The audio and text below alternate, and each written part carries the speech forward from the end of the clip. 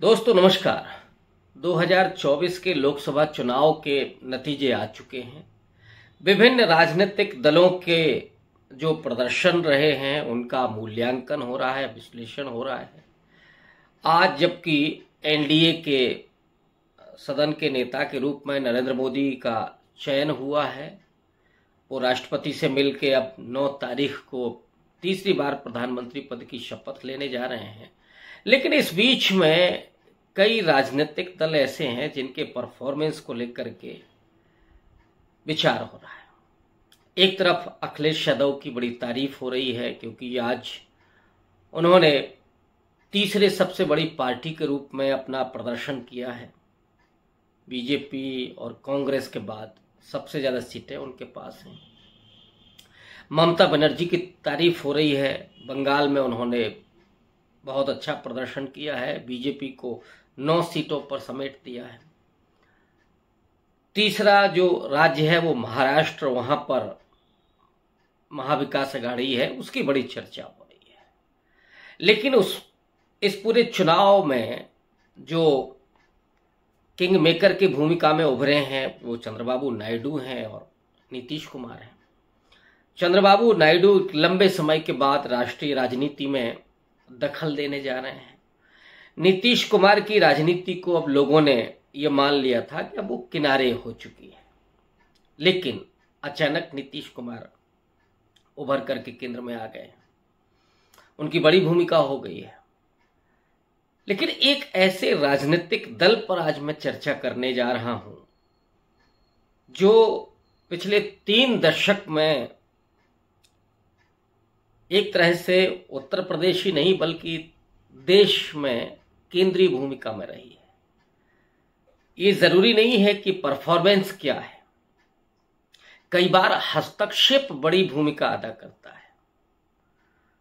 जब Barack Obama America में राष्ट्रपति बने थे, ब्लैक हैं वो, उसके बाद भारत के बारे में, भारतीय लोकतंत्र के बारे में ये कहा जाने लगा था कि क्या अब इस देश को कोई दलित प्रधानमंत्री मिलेगा, और उसमें सबसे बड़ा नाम जो निकल करके आया था वो मायावती का था। मायावती इस चुनाव के नतीजों के पहले तक इस देश की सबसे बड़ी दलित लीडर के रूप में देखी जा रही थी। लेकिन चुनावी नतीजों ने बीएसपी के भविष्य को लेकर ही एक बड़ा सवालिया निशान खड़ा कर दिया है। जो उनका अपना कोर वोटर है, जो कैडर है बीएसपी का, वो भी निराश दिख रहा है और अब तो लगभग बीएसपी को छोड़ने लगा है। मैं इस वीडियो में बीएसपी के थोड़े सफर की बात करूंगा। एक रिकॉर्ड बनाया इस बार बीएसपी ने, और वो रिकॉर्ड है कि इस देश में सबसे ज्यादा सीटों पर उसने चुनाव लड़ा, 488 करीब सीटों पर। एक रिकॉर्ड ये भी बनाया कि उसमें से किसी भी सीट पर वो जीत हासिल नहीं कर सके। और ये बात इसलिए महत्वपूर्ण है क्योंकि बीएसपी 6 राष्ट्रीय पार्टियों में से एक है। उत्तर प्रदेश में उसकी जो परफॉर्मेंस रही है, 80 में से 80 सीटों पर वो कहीं भी दूसरे नंबर पर भी नहीं रही। हालांकि कई सीटों पर उसकी परफॉर्मेंस अच्छी रही है, लेकिन वो सीटें चंद हैं। 1 दर्जन सीटें आप कह सकते हैं कि जहां पे अच्छी परफॉर्मेंस रही, बाकी मीडियोकर परफॉर्मेंस है और पुअर परफॉर्मेंस बहुत सारी सीटों पर है। सबसे बड़ी बात है कि जहां इंडिया अलायंस जब बन रहा था उस समय मायावती के नाम को लेकर के चारों तरफ से एक तरह से आस लगाई जा रही थी और ये कहा जा रहा था, स्वयं मैं उसमें शामिल था, मैं बार बार इस बात को कह रहा था कि अगर मायावती अलायंस में आती हैं तो न सिर्फ इंडिया अलायंस चुनाव जीतेगा बल्कि ये भी संभव है कि वो भारत की पहली दलित प्राइम मिनिस्टर बने। उसका चेहरा उनको बनाया जा सकता है या संकेत दिए जा सकते हैं। लेकिन निराशा तब हुई जब उन्होंने अकेले चुनाव लड़ने का ऐलान किया। उससे भी ज्यादा निराशा तब हुई जब उनके भतीजे आकाश आनंद, जो नेशनल कोऑर्डिनेटर थे, मायावती ने जिन्हें अपना उत्तराधिकारी बनाया था, उन्हें अचानक उन्होंने चुनावी कैंपेन से बाहर कर दिया। दरअसल सीतापुर की चुनावी रैली में जो आकाश आनंद ने भाषण दिया था उसमें एफआईआर हुई थी। आकाश आनंद ने क्या कहा था इसकी चर्चा मैं कई बार कर चुका हूं, आप देख सकते हैं मेरे पिछले महीने भर पहले के जो वीडियो हैं टाइमलाइन पे जाकर के आप देख सकते हैं। आकाश आनंद ने अचानक उम्मीदें पैदा कर दी थी और ऐसा लग रहा था कि अगर ये नौजवान चुनाव में सक्रिय रहता है तो भारतीय जनता पार्टी के लिए बहुत मुश्किल हो जाएगी। आज एक दूसरे ढंग से नरेशन पैदा किया जा रहा है कि नरेंद्र मोदी तीसरी बार प्रधानमंत्री इसलिए बने क्योंकि करीब 1.5 दर्जन सीटें ऐसी हैं जहां पे मायावती के कारण इंडिया अलायंस के प्रत्याशी हार गए। ये एक तरफा नैरेटिव है।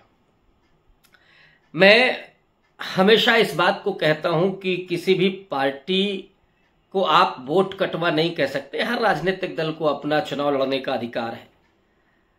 वोट कटवा उस पार्टी को आप अगर कहना चाहते हैं तो कह सकते हैं कि जो मान लीजिए कि जिसकी स्थिति तेलंगाना में है और वो उत्तर प्रदेश में आकर के चुनाव लड़े, मतलब ओवैसी की अगर हम बात करें, या भारतीय आदिवासी पार्टी अगर राजस्थान में है और वो आकर के उत्तर प्रदेश में चुनाव लड़े, तो आप कह सकते हैं कि वोट कटवाए। लेकिन जो राष्ट्रीय पार्टी है जिसका देशव्यापी प्रभाव आप ना भी कहे तो उपस्थिति है, 0.5%, 1%, 1.5%, 2% वोट बीएसपी को मिलता रहा, 4% वोट मिलता रहा है। मध्य प्रदेश, पंजाब में बड़ी भूमिकाएं रही हैं एक दौर में, कर्नाटक, तेलंगाना तक में उसने अपने प्रत्याशी जीते हैं, जम्मू कश्मीर में भी प्रत्याशी बीएसपी के जीते हैं। तो आप उस पार्टी को वोट कटवा पार्टी नहीं कह सकते, कहा भी नहीं जाना चाहिए। और अव्वल तो मैं किसी भी पार्टी को कभी वोट कटवा पार्टी कहता ही नहीं, मैं मानता ही नहीं।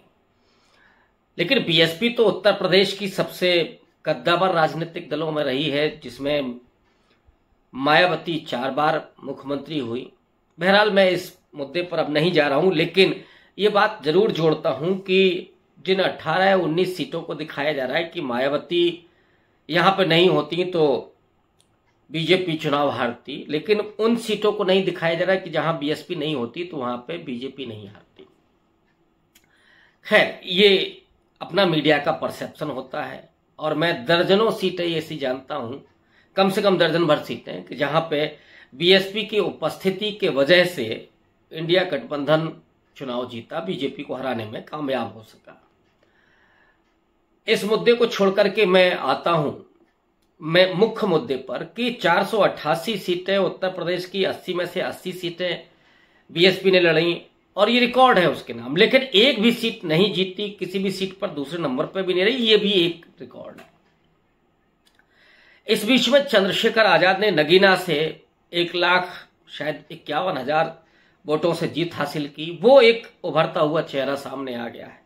जब आकाश आनंद को मायावती ने चुनावी मैदान से हटाया तो जो जाटव वोटर है, मायावती का अपना जो कोर वोटर है, उसको भी गुस्सा आया और उसने इंडिया अलायंस की तरफ वोट किया। और हालात ये हुए बीएसपी के कि 91 के बाद, मैं अगर आंकड़ा आपके सामने रखूं, 91 में बीएसपी का जो वोट था उत्तर प्रदेश में वो 9.44% था। और अगर आप लोकसभा में देखें तो 91 में 8.7% था। उसके बाद बीएसपी का वोट बढ़ता है 11%, 19%, 23%, सर्वाधिक 2007 में 30.43% पहुंचता है। और 2009 के इलेक्शन में जब बीएसपी ने उत्तर प्रदेश में 20 सीटें जीती थी, अब तक की सबसे ज्यादा, उस समय 27.42% बीएसपी को वोट मिला था। इसके बाद अगर हम केवल लोकसभा में देखें तो 2014 में उसे एक भी सीट नहीं मिली, लेकिन उस समय भी वोट परसेंटेज आपका 19.6% था 2014 में। 2019 में जब बीएसपी सपा के साथ लड़ी 10 सीटें उसको मिली और वोट परसेंटेज था 19.36। 2022 का जो विधानसभा चुनाव हुआ उसमें बीएसपी की परफॉर्मेंस बहुत नीचे चली आई थी।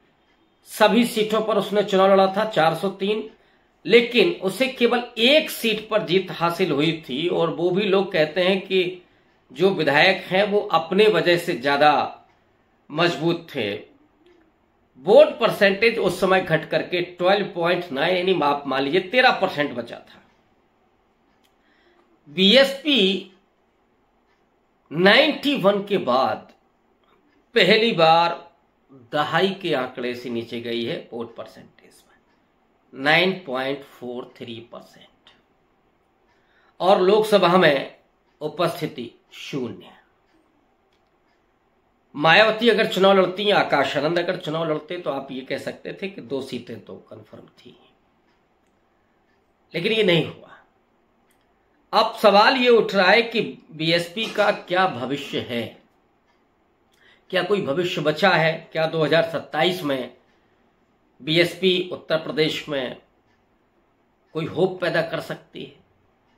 एक वजह समझ में आती है, वो है आकाश आनंद, क्योंकि आकाश आनंद ने जिस तरह से अपना तेवर दिखाया और जिस तरह से उनका एक तरह का व्यक्तित्व उभर करके आया, लोगों के भीतर उसने होप पैदा की। वो आक्रामक, एक रुझान रखने वाला व्यक्ति, तो टूक बात करने वाला, आंखों में आंखें डाल करके बात करने वाला, तो आकाश आनंद में होप है। और अगर आकाश आनंद आते हैं तो बीएसपी के भविष्य के बारे में आप कोई बात कह सकते हैं, कोई भविष्यवाणी कर सकते हैं। लेकिन अगर ये नहीं होता है तो फिर एक उस वैक्यूम को भरने के लिए चंद्रशेखर आजाद इस बार लोकसभा पहुंच चुके हैं। लोगों का रुझान चंद्रशेखर की तरफ बढ़ने लगा है और कांग्रेस पार्टी थोड़ा सा उत्तर प्रदेश में 6 सीटें लेकर के आई है, उसकी उपस्थिति बढ़ी है। राहुल गांधी संविधान बचाने के नारे के साथ लोकप्रिय हुए हैं अति पिछड़ा समाज में, दलित समाज में, तो वो जो दलित वोटर है थोड़ा खिसकने वाला है कांग्रेस पार्टी की तरफ। एक पासी वोटर है वो समाजवादी पार्टी के साथ है, और थोड़ा सोनकर, थोड़ा वाल्मीकि, थोड़ा सा कोरी आप कह सकते हैं कि बीजेपी के साथ। हालांकि इस बार कोरी ने वोट नहीं किया है बीजेपी को, लेकिन हम कहें कि अगर इनमें वो हो, ये तो संविधान बचाने का चुनाव था, तो बीजेपी के साथ थोड़ा सा है। बीएसपी के साथ अब कौन सा तबका बचता है? अगर जाटव यहां से निकलता है, चंद्रशेखर की तरफ शिफ्ट करता है, कुछ कांग्रेस पार्टी की तरफ शिफ्ट करता है, बीजेपी भी जो आजमाइश कर रही है असीम अरोड़ से लेकर के और जो कई और लोगों को उसने अपने पार्टी में शामिल किया है। ज्योति रानी, बेबी रानी मौर्य पूर्व राज्यपाल हैं आगरा से, इस समय वो विधायक हैं, मंत्री हैं। तो ये जो आउटरीच करने की कोशिश है बीजेपी की, ये भी कुछ इस वोट को निकाल सकती है। तो ऐसे में बीएसपी का भविष्य अब अंधकारमय दिखता है। मैंने कहा नहीं कि, लेकिन विकल्प हमेशा खुले होते हैं। अगर आकाश आनंद आते हैं तो डेफिनेटली बीएसपी की परिस्थितियां दुरुस्त हो सकती हैं। मैं अभी दुरुस्त ही कहूंगा, बेहतर नहीं कहूंगा। लेकिन अगर आकाश आनंद नहीं आते हैं तब फिर हम बीएसपी को एक तरह से अतीत मान सकते हैं, एक इतिहास मान सकते हैं, एक ऐसा इतिहास जिस पे हम नाज कर सकते हैं, इसमें कोई दो राय नहीं है। आज के इस वीडियो में बस इतना ही। आप देखते रहिए। शुक्रिया।